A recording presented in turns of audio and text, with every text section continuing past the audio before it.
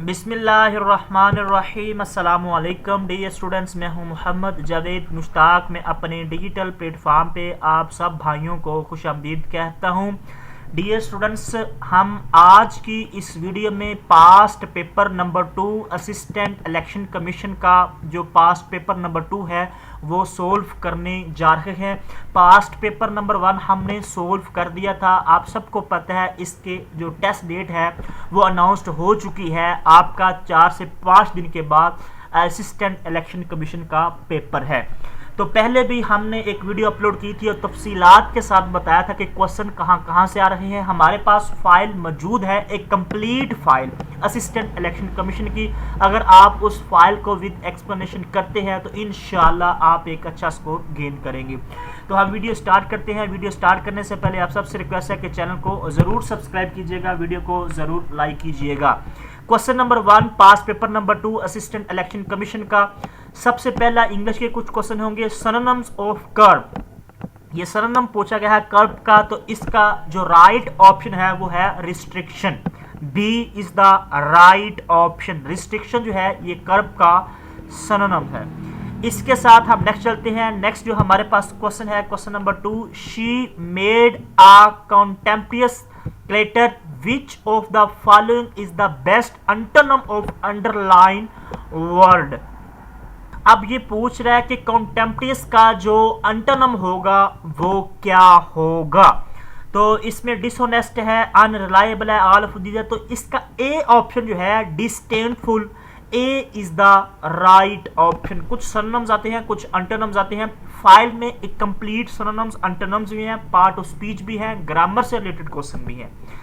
इसके साथ हम नेक्स्ट चलते हैं। नेक्स्ट जो हमारे पास क्वेश्चन मौजूद है, the annual meeting of trade union is always boisterous, the synonyms of boisterous. तो ये बोइस्टरस का सिनोनिम पूछ रहा है, तो इसका जो सिनोनिम है वो है नोजी।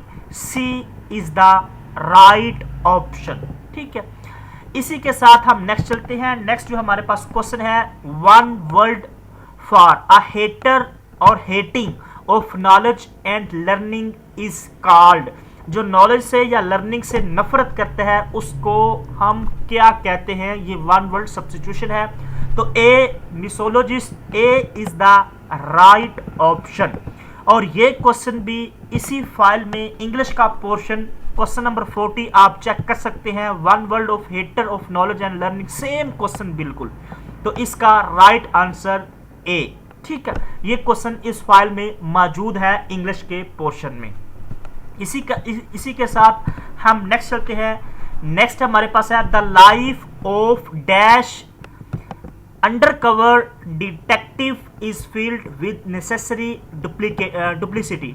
तो ए आएगा, एन आएगा, B is the right option. क्योंकि आप सबको पता है जो वॉवल्स होते हैं उससे पहले हम एन लगाते हैं। तो B is the right option. English के क्वेश्चन जो होते हैं वो ग्रामर से रिलेटेड या प्रपोजिशन से रिलेटेड बड़े इजी होते हैं, लेकिन सिनोनिम्स और अंटोनिम्स जो है वो यू नो कि सीएसएस एस्पिरेंट भी नहीं कर सकते, वो रट्टा ही लगता है। इसके साथ नेक्स्ट चलते हैं। My dog went dash off the milk. ठीक है, ओ डबल एफ आएगा, off the milk shop. B is the right option. इसी के साथ हम नेक्स्ट चलते हैं। नेक्स्ट हमारे पास क्वेश्चन, ये कुछ क्वेश्चन थे इंग्लिश के। अब आपके क्वेश्चन स्टार्ट हो रहे हैं कॉन्स्टिट्यूशन ऑफ पाकिस्तान और इसके साथ साथ जो इलेक्शन एक्ट है 2017 का, उससे कुछ क्वेश्चन हैं वो हम सोल्व करेंगे पास्ट पेपर नंबर 2 के। The constitution of 1973 was approved on. Approved कब किया गया था ये आपने बताना है। तो जो अप्रूव्ड है वो 10 अप्रैल को किया गया था। तो ये थोड़ी सी जो है ट्रिकी क्वेश्चन है। अप्रूव्ड का क्वेश्चन आ जाए या अप्रूव्ड का वर्ड आ जाए तो हमने 10 अप्रैल को लगाना है। ठीक है, 10 अप्रैल को जो है इसको अप्रूव किया गया था नेशनल असेंबली से 1973 का कॉन्स्टिट्यूशन। और मैंने तफसील के साथ जो है इसमें लिखा हुआ है। क्वेश्चन नंबर 176 चेक कीजिएगा, 176 number question. How many articles are there in 73 constitution of Pakistan. इसमें टोटल जो आर्टिकल है वो 280 है। ये भी पेपर में क्वेश्चन आ चुका है इसके साथ अगर आप इसकी एक्सप्लेनेशन में जाएंगे तो आपको तमाम तर चीज़ें जो है वो वाज़ेह हो जाएंगी। ये ड्राफ्ट किसकी गवर्नमेंट ने इसको बनाया था, इसके टोटल चैप्टर कितने हैं, टोटल इसके जो है वो पार्ट कितने हैं और इसके आर्टिकल टोटल कितने हैं, इसको कब इफेक्टिव किया गया। इफेक्टिव जो है तो 14 अगस्त को किया गया। इफेक्टिव और अडॉप्ट जो है वो 14 अगस्त को किया गया था, लेकिन जो अप्रूव्ड हुआ था वो 10 अप्रैल को हुआ था असेंबली से।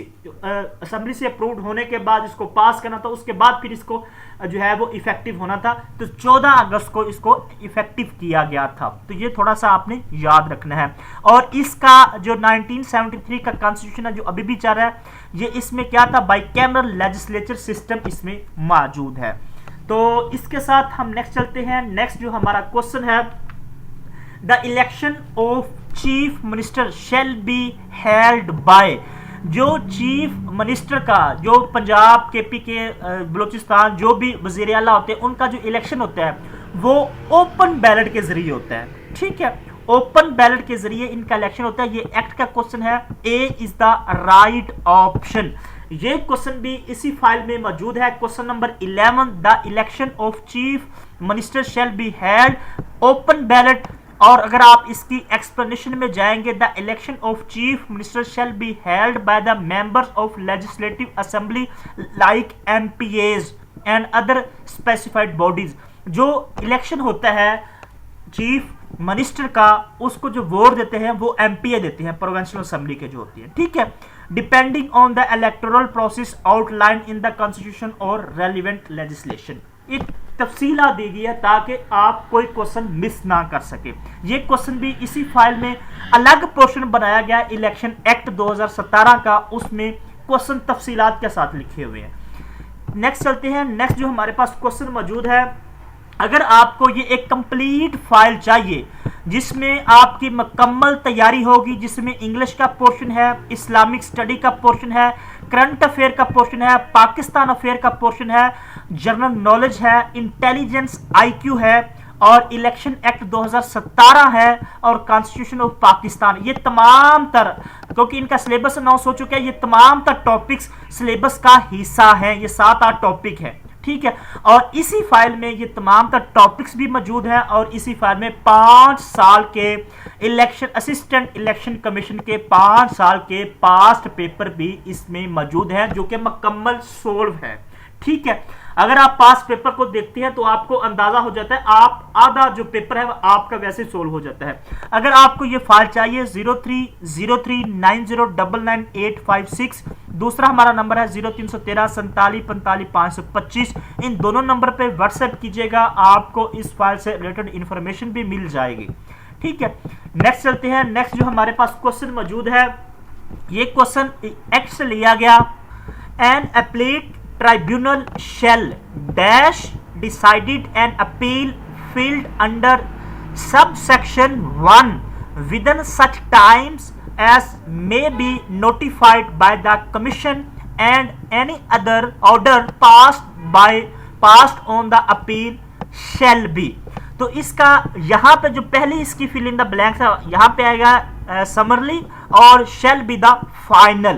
ठीक है, समरली और फाइनल जो ए इज द राइट ऑप्शन। कुछ लेंथी क्वेश्चन है, आपने इनके आर्टिकल्स याद करने हैं, सब सेक्शंस याद करने हैं, बहुत सी क्वेश्चन सब सेक्शन से आते हैं। ठीक है, और sub section each and everything इस फाइल में मौजूद है। अगर आप ये क्वेश्चन चेक करें तो ये क्वेश्चन भी इसी फाइल में क्वेश्चन नंबर 12 मौजूद है। An appeal tribunal shall be, ये आप चेक डिसाइडेड एन अपील, ये तमाम तरह। यहाँ पे कुछ क्वेश्चन इस तरह कि यहाँ पे सेक्शन पूछा गया। ठीक है, और यहाँ पे क्या पूछा गया, सेक्शन। और जो अभी पास्ट पेपर में क्वेश्चन है वहां पे ये समरली पूछा गया था और फाइनल पूछा गया था। बिल्कुल सेम स्टेटमेंट है और इसका सेक्शन भी आपने याद रखना है, फाइनल समरली भी आपने याद रखना है। ठीक है, इसी के साथ हम नेक्स्ट चलते हैं। ये क्वेश्चन भी इसी फाइल में मौजूद है। नेक्स्ट चलते हैं। Parliamentary committee for appointment of chief election shall be 12 member out which dash shall be from the senate. तो ये कह रहा है कि अगर पार्लियामेंट जो कमेटी होती है वो इलेक्शन कमीशन को एक्ट यानी कि अपॉइंट करती है 1/3 मेजोरिटी से, 1/3 सेनेट की 1/3 तादाद होगी तो जो है वो चीफ जो इलेक्शन होता है वो अपॉइंट होगा। ठीक है, और कितने मेंबर? 12। ये क्वेश्चन भी पास पेपर का क्वेश्चन इसी फाइल में बिल्कुल मौजूद है। क्वेश्चन नंबर 15 को अगर चेक कीजिएगा, मैंने बहुत मेहनत के साथ इस फाइल को कंपाइल किया, तमाम तर क्वेश्चन जो है इसी फाइल में मौजूद है और ये फाइल बहुत ज्यादा आपको काफी कारआमद होगी। ये क्वेश्चन है पार्लियामेंट्री कमेटी कंसिस्टिंग, कितने मेंबर है? 12, जो कि उस क्वेश्चन में मौजूद भी है।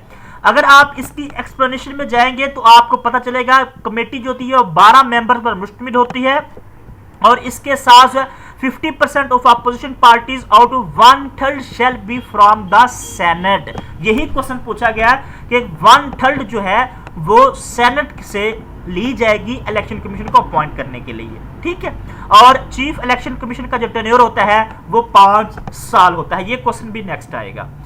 इसी तरह हम नेक्स्ट चलते हैं। नेक्स्ट जो हमारे पास क्वेश्चन मौजूद है, technocrat means a person holding dash of experience. तो ये इनका 20 साल का एक्सपीरियंस जो होता है टेक्नोक्रेट होल्ड करता है 20 साल का experience. D is the right option. Next हमारे पास है the returning officer shall not accept a nomination paper for election to seat in the National Assembly unless the sum of dash thousand rupees is deposited by the candidate by any person on। यानी कि ये question ये पूछ रहा है अगर किसी ने नेशनल असेंबली या एमएनए बनना है, वो इलेक्शन से पहले अपने नॉमिनेशन पेपर सबमिट करवाता है यानी कि दरखास्त देता है, तो वो कितने 1000 जो रुपये है वो सबमिट करवाएगा? तो 30,000। सी इज द राइट ऑप्शन। ठीक है, 30,000 रुपए वो सबमिट करवाएगा। ये क्वेश्चन तफसील के साथ लिखा हुआ है। अगर आप क्वेश्चन नंबर 145 चेक कीजिएगा, the nomination paper for election to a seat dash rupees for election to a seat in the provincial assembly. ये प्रोविंशियल असेंबली के लिए 20,000 रुपए होंगे। अगर आप इसकी एक्सप्लेनेशन में जाएंगे तो 30,000 जो है 30,000 रुपए जो है वो नेशनल असेंबली के होंगे। मैंने दोनों क्वेश्चन जो है वो इस फाइल में एक्सप्लेनेशन में भी डाल दिए और क्वेश्चन में भी डाल दिए। प्रोविंशियल असेंबली के लिए, सूबाई असेंबली के लिए 20,000 आपको नॉमिनेशन पेपर की फीस देना पड़ेगी। अगर आपने एमपीए का इलेक्शन लड़ना है, अगर आपने एमएनए का इलेक्शन लड़ना है नेशनल असेंबली का, तो आपको 30,000 देनी पड़ेगी। यही क्वेश्चन मैंने फाइल में मौजूद है। इसी के साथ नेक्स्ट चलते हैं। नेक्स्ट जो हमारे पास क्वेश्चन मौजूद है, for the trial of the election petition dash shall be followed. तो वो कौन से कानून के तहत या कौन से प्रोसीजर के तहत या कौन से ऑर्डर के साथ जो है ये पिटिशन दायर कर सकते हैं ट्रायल के लिए? तो सिविल प्रोसीजर कोड है और कानून शहादत। ये दोनों ए एंड बी दोनों जो है वो राइट ऑप्शन है। ठीक है, ये क्वेश्चन भी इसी फाइल में मौजूद है। मैं थोड़ा सा जल्दी करूंगा क्योंकि वीडियो लंबी ना हो जाए। इसी के साथ हम नेक्स्ट चलते हैं। नेक्स्ट जो हमारे पास क्वेश्चन मौजूद है, every member of assembly shall submit to the commission और before 31 December each year a copy of his statement of assets and the liability। यानी कि उन्हें अपनी एसेट की स्टेटमेंट देनी है तो वो कब देगा? 31 दिसंबर से पहले या 31 दिसंबर उसकी डेडलाइन है। ठीक है, ये क्वेश्चन भी इसी फाइल में मौजूद है। नेक्स्ट चलते हैं, return of the election expense of the returned candidates can be submitted to the returning officer on. ये इसका जो ऑप्शन है, जो इलेक्शन के एक्सपेंस होते हैं वो कैंडिडेट को रिटर्न किए जाते हैं किस फॉर्म के तहत? फॉर्म सी के तहत। Form A, form B, form C, form D, ये आपको तमाम के तमाम आने चाहिए। 2 क्वेश्चन जो है इन फॉर्म से आते हैं और आपके जो है वो 2 मार्क्स पक्के हैं अगर आपको फॉर्म ए का पता है, फॉर्म बी का पता है, फॉर्म सी का पता है, फॉर्म डी का पता है। ये इलेक्शन एक्ट का क्वेश्चन है। ठीक है, तो ये क्वेश्चन इसी फाइल में मौजूद है। अगर आप क्वेश्चन नंबर 63 चेक करें, 63 नंबर क्वेश्चन चेक करें, बिल्कुल सेम क्वेश्चन फॉर्म सी, और फॉर्म सी किस सेक्शन में मौजूद है? तो सेक्शन जो है 134 डील करता है फॉर्म सी को। ठीक है, नोट में जाएंगे तो फॉर्म डी लिखा हुआ है, ये सेक्शन 210 सेक्शन है, ये फॉर्म डी को जो है वो डील करता है। और फॉर्म डी किस लिए? Accounts of the political party edit by the chartered accountant. Her question आपको इसी तरह मिलेगा। अगर आपने अच्छी तैयारी करनी है तो 2500 एमसीक्यू की फाइल हमारे पास मौजूद है, आप हमसे राब्ता करके ले सकते हैं। ठीक है, हम नेक्स्ट चलते हैं। नेक्स्ट जो हमारे पास क्वेश्चन मौजूद है, article dash and dash off the constitution of Pakistan deal with rule of law. Rule of law जो है वो पाकिस्तान का कॉन्स्टिट्यूशन 1973 के आर्टिकल, कौन कौन से आर्टिकल हैं जो रूल ऑफ लॉ को डील करते हैं? तो आर्टिकल 4 से लेकर 4 से लेकर 25 आर्टिकल तक, जितने भी आर्टिकल हैं 4 से लेकर 25 तमाम के तमाम जो है वो डील करते हैं रूल ऑफ लॉ को। और रूल ऑफ लॉ से आपको 5 एमसीक्यूज आने हैं, ये आप मेरी बात याद रखें। आर्टिकल 4 से लेकर 25 तक जरूर उनकी स्टेटमेंट याद कर लें, आर्टिकल्स याद कर लें, और इसी फाइल में मौजूद हैं, तफसील के साथ मौजूद है, ताकि कोई क्वेश्चन मिस ना हो। क्वेश्चन नंबर 152 चेक करें, इसी फाइल में मौजूद है। Article 4 and 25 of constitution deal with rule of law. ठीक है, और मैंने तमाम तर चीजें जो है वो बताई हुई हैं तफसील के साथ। इसी तरह हम नेक्स्ट चलते हैं। नेक्स्ट जो हमारे पास क्वेश्चन मौजूद है, the term to hold office of the election commission is was previously is respectively, यानी कि ये इलेक्शन कमीशन की टर्म पूछ रहा है कि कितनी टर्म होनी चाहिए। 5 साल टोटल टर्म है और पिछले उनके 3 साल होती है। ठीक है, D is the right option 5 and 3। ये क्वेश्चन तफसील के साथ इसी में मौजूद है। क्वेश्चन नंबर 71 जरा चेक कीजिएगा। What is the tenure of election commission? The chief election commissioner have tenure. तो 5 साल का इसका टेन्योर है। इसकी एक्सप्लेनेशन में जाएंगे। अगर आर्टिकल 215 जो है ये इलेक्शन कमीशन के टेन्योर से रिलेटेड है एंड उसके मेंबर के टेन्योर से रिलेटेड है। ठीक है, तमाम तरह एक्सप्लेनेशन इसमें मौजूद है। इसी के साथ हम नेक्स्ट चलते हैं। नेक्स्ट जो हमारे पास क्वेश्चन मौजूद है, an election office on duty is connection with election who is guilty of the tempting with paper shall be punishable with imprisonment for the term which may extend to month or with fine may be extend or both। तो इसको जो है वो 6 माह with fine up to 1 lakh rupees, यानी कि 1 लाख और rupees इसको जुर्माना भी हो सकता है और 6 माह की जेल भी हो सकती है और दोनों भी हो सकती है। ठीक है, ये तमाम तर कैटेगरीज जो है इस पे इंप्लीमेंट होगी। ये क्वेश्चन भी इसी फाइल में मौजूद है। क्वेश्चन नंबर 30 चेक करें, सेम क्वेश्चन, बिल्कुल सेम क्वेश्चन, और इसका सब सेक्शन जो है वो कौन सा है? 1 है। ये भी मैंने लिखा हुआ है, आप खुद चेक कर सकते हैं कितनी मेहनत के साथ इस फाइल को कंपाइल किया गया है। नेक्स्ट चलते हैं। नेक्स्ट जो हमारे पास क्वेश्चन मौजूद है, द करंट, ये आगे जनरल नॉलेज के क्वेश्चन है। General knowledge, current affair, Islamic study, mathematics और कुछ साइंस के क्वेश्चन होंगे। नेक्स्ट क्वेश्चन जो है हमारे पास जनरल नॉलेज का क्वेश्चन है, the current secretary general UNO Antonio Guterres is from. ये कहां का रहने वाला है? ये 9th नंबर का जो है ये यूएन का सेक्रेटरी जनरल है और ये रहने वाला है पुर्तगाल का। यूएनओ से रिलेटेड कम से कम भी आपको 2 क्वेश्चन जरूर आएंगे। यूएनओ कब बना था, किसने बनाई थी, टर्म किसने इस्तेमाल की थी, और पाकिस्तान ने कब ज्वाइन किया था, कितने मेंबर्स कंट्रीज हैं, और इसका डे कब मनाया जाता है, इसका सेक्रेटरी जनरल कौन है, कहां से है, इसका प्रेसिडेंट कौन है। तमाम तफसीलात हमारे नोट्स में मौजूद है। हर सिंगल क्वेश्चन की एक्सप्लेनेशन उसमें मौजूद है। हम नेक्स्ट चलते हैं। नेक्स्ट जो हमारे पास क्वेश्चन मौजूद है, जो बाइडेन जो है is the dash president of America.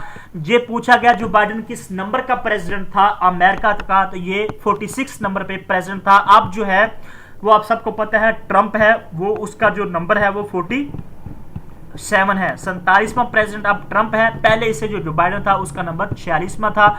ये क्वेश्चन भी तफसील के साथ इसमें मौजूद है। क्वेश्चन नंबर 266 चेक कीजिएगा। Joe Biden USA 46 president of Joe Biden belong to which political party, इसकी पार्टी क्या है? डेमोक्रेटिक पार्टी है।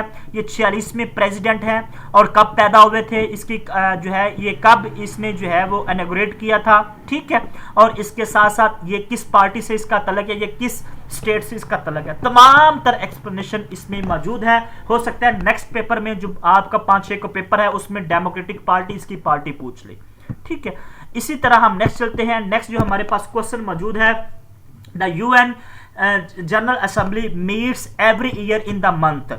ये फिर यूएनओ से रिलेटेड क्वेश्चन पूछा जा रहा है। ये सितंबर में, हर साल का जो सितंबर 9 मंथ होता है उसमें इसको जो यूएन जनरल असेंबली होती है वो मीट करती है, यानी कि तमाम तर कंट्रीज के जो इसके मेंबर हैं वहां पे आते हैं और वहां पे वो जो है वो स्पीच करते हैं, और ये सितंबर का महीना होता है, ठीक है। ये तमाम तर जो इससे रिलेटेड इंफॉर्मेशन है वो इसमें मौजूद है। अगर आपको ये फाइल चाहिए, 2500 प्लस एमसीक्यू की फाइल हमारे पास मौजूद है। आपने खुद चेक कर लिया कितने एमसीक्यूज इस फाइल से रिपीट हो रहे हैं, जिसमें तमाम तर टॉपिक्स मौजूद हैं, एक्सप्लेनेशन के साथ एमसीक्यूज मौजूद है, और इसमें 5 साल के पास्ट पेपर भी मौजूद हैं।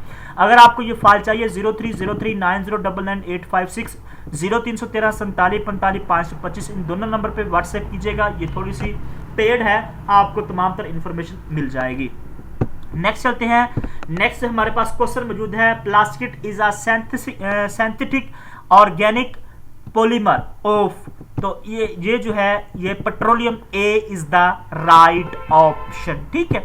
इसी के साथ हम नेक्स्ट चलते हैं। नेक्स्ट जो हमारे पास क्वेश्चन मौजूद है, वर्ल्ड इन्वायरमेंटल डे। जितने भी डेज हैं, इंपॉर्टेंट डेज हैं, फाइल में मौजूद है। अब इन्वायरमेंट डे भी फाइल में मौजूद है। ये 5 जून को मनाया जाता है। हम पास paper number 2 assistant election commission का हम सोल्व कर रहे हैं। इसी के साथ हम नेक्स्ट चलते हैं, the largest landlocked country in the world. ये लैंडलॉक्ड कंट्री के बारे में क्वेश्चन पूछा जा रहा है। दुनिया का सबसे बड़ा लैंडलॉक्ड कंट्री कौन सा है? वो है Kazakhstan. C is the right option. Landlord के हवाले से एक आधा क्वेश्चन जरूर पेपर में आता है। क्वेश्चन नंबर जो है वो पूरी एक तरतीब के साथ लैंड लॉर्ड कंट्रीज के बारे में बताया गया है। 44 टोटल लैंड लॉर्ड कंट्री हैं। सबसे बड़ा जो पेपर में पूछा गया है अभी पास पेपर में वो कजाकिस्तान है। Smallest landlord country Vatican City state है। Mongolia is the second largest landlord country in the world है। और इसी तरह एशिया में कितने कंट्रीज हैं, अफ्रीका में कितने कंट्री, तमाम तर एक्सप्लेनेशन इसी फाइल में मौजूद है। और जो अभी क्वेश्चन है वो काजाकिस्तान से है, दुनिया का सबसे बड़ा, ये इसी फाइल में मौजूद है। हम नेक्स्ट चलते हैं। नेक्स्ट जो हमारे पास क्वेश्चन मौजूद है, कोविड-19 स्टैंड फॉर। ये पूछा गया था, तो B coronavirus disease 2019, B is the right option. बिल्कुल इजी क्वेश्चन पूछा गया। इसी के साथ हम नेक्स्ट चलते हैं, the Ridda war fought by khalifa of Islam. तो पहले जो इस्लाम के खलीफा हजरत अबू बकर, इस्लामिक स्टडी का अलग से पोर्शन इस फाइल में मौजूद है तमाम तर एक्सप्लेनेशन के साथ। फर्स्ट खलीफा ने रिडा वार जो है वो लड़ी थी, ठीक है। इसी के, और ये कब हुई थी? ये 1 जनवरी को। ये भी तमाम तर चीजें इसमें मौजूद हैं। इसके साथ नेक्स्ट चलते हैं, the objective resolution was adopted by the constitution assembly of Pakistan. Objective resolution also most important topic. ये 12 मार्च 1949 को जो है ये अडॉप्ट की गई थी। सी इज द राइट ऑप्शन। ये क्वेश्चन भी इसी फाइल में मौजूद है। क्वेश्चन नंबर 159 क्वेश्चन चेक करें, तमाम तर एक्सप्लेनेशन इसमें मौजूद है। 12 मार्च को हुई थी, और ड्राफ्ट किसने तैयार किया था, इसका एम क्या था, और टोटल मेंबर कितने बढ़ाए गए थे, और असेंबली ने कब पास की, और असेंबली में पेश करने वाले कौन थे। एवरी सिंगल क्वेश्चन की एक्सप्लेनेशन, ताकि हर क्वेश्चन हर एंगल से क्लियर हो सके, ठीक है। इसी तरह हम नेक्स्ट चलते हैं। नेक्स्ट जो हमारे पास क्वेश्चन मौजूद है, ये क्वेश्चन मैथमेटिक्स का क्वेश्चन है। A quadrilateral has dash sides। तो इसकी 4 साइड्स होती हैं, ठीक है। ये मैथमेटिक्स या कह ले या IQ कह ले, दोनों सेम ही हैं, उधर से ये क्वेश्चन आया हुआ है। इसी के साथ हम नेक्स्ट चलते हैं। नेक्स्ट जो हमारे पास क्वेश्चन मौजूद है, ये भी क्वेश्चन जो है इस्लामिक स्टडी से क्वेश्चन लिया गया। नमाजे जनाजा इज आ। तो ये फर्ज कफाया है। नमाज जनाजा जो है ये सुन्नत कफाया, नफल नहीं, फर्ज कफाया है नमाज जनाजा। ये भी क्वेश्चन फाइल में मौजूद है। इसी के साथ हम नेक्स्ट चलते हैं। नेक्स्ट जो हमारे पास क्वेश्चन मौजूद है, उम्मुल कुरान इज विच सूरा ऑफ होली कुरान। उम्मुल कुरान की सूरा को कहते हैं, तो सूरा फातिहा को उम्मुल कुरान कहते हैं। ये क्वेश्चन भी इसी फाइल में मौजूद है। क्वेश्चन नंबर 92, विच सूरा is consider the mother of the Quran. Mother of the Quran या उम्मुल कुरान, ये दोनों मैंने वर्ड डाल दिए। मदरुल कुरान भी आ सकता है, उम्मुल कुरान सूरत फातिहा। D is the right option. ठीक है, इसी के साथ हम नेक्स्ट चलते हैं। नेक्स्ट जो हमारे पास क्वेश्चन मौजूद है, ये क्वेश्चन भी जो है ये बिल्कुल इजी क्वेश्चन आते हैं आपको। IQ आपका दवा या सीरीज के क्वेश्चन पूछ लेता है या इस तरह फिल इन द ब्लैंक्स पूछ लेगा। F2 डैश D8 C16 और B32। तो यहां पे क्या है, अगर आप थोड़ा सा दिमाग लड़ाएंगे तो आप आसानी के साथ सोल्व कर सकते हैं। यहां पे आएगा E4। C is the right option. ये क्वेश्चन भी फाइल में मौजूद है। हम नेक्स्ट चलते हैं। The event of Meraj took place on 27 Rajab. तो ये कब हुआ था, इसकी दोनों डेट पूछी जा चुकी है। 10th नबवी को हुआ था। ठीक है, सी इज द राइट ऑप्शन। ये क्वेश्चन अगर आप, ये मैंने अलग से जो है ना फाइल बनाई हुई है, इसी में मौजूद है MCQ की फाइल, जिसमें 1 लाइनर क्वेश्चन भी मौजूद है। What significant event in Islamic history occurred Rajab, तो मेराज हुई थी। ठीक है, और बाकी तमाम तर चीजें आपके सामने। इसी तरह हम नेक्स्ट चलते हैं। नेक्स्ट जो हमारे पास क्वेश्चन मौजूद है, ये question the book revealed on हजरत दाऊद अलैहिस्सलाम। हजरत दाऊद पर कौन सी बुक नाज़िल हुई थी? ज़बूर। ये चारों बुक्स जो है वो आपको पता होने चाहिए। ज़बूर जो है वो हजरत दाऊद अलैहिस्सलाम पर नाज़िल हुई थी। ठीक है, ये क्वेश्चन भी इसी फाइल में मौजूद है, आप क्वेश्चन चेक कर सकते हैं। मैंने चारों बुक्स, क्वेश्चन नंबर 209 से लेकर 212 तक क्वेश्चन चेक कीजिएगा। इंजील किस पर नाज़िल हुई थी? हजरत ईसा पर। ज़बूर जो अभी क्वेश्चन पेपर में हजरत दाऊद पर। तौरात किस पर नाज़िल हुई थी? हजरत मूसा पर। और कुरान मजीद हजरत मोहम्मद सल्लल्लाहु अलैहि वसल्लम पर। चारों बुक्स मैंने ये तफसील लिख दी है ताकि आप हर एंगल से हर क्वेश्चन को क्लियर कर सके। नीचे हिजीज के मोस्ट इंपोर्टेंट MCQs इसी फाइल में आपको मिलेंगे।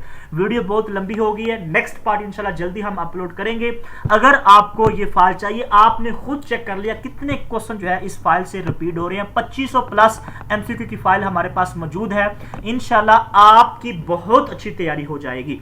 इसमें 5 साल के पास्ट पेपर भी शामिल है। बाकी तमाम तर्क जो भी टॉपिक्स है, इंग्लिश है, इस्लामिक स्टडी है, करंट अफेयर है, जनरल नॉलेज है, पाकिस्तान अफेयर है, इलेक्शन एक्ट है और पाकिस्तान कॉन्स्टिट्यूशन 1973, तमाम तर अलग अलग टॉपिक भी हैं इसमें, उसके MCQs भी हैं और साथ 5 साल पास्ट पेपर भी हैं।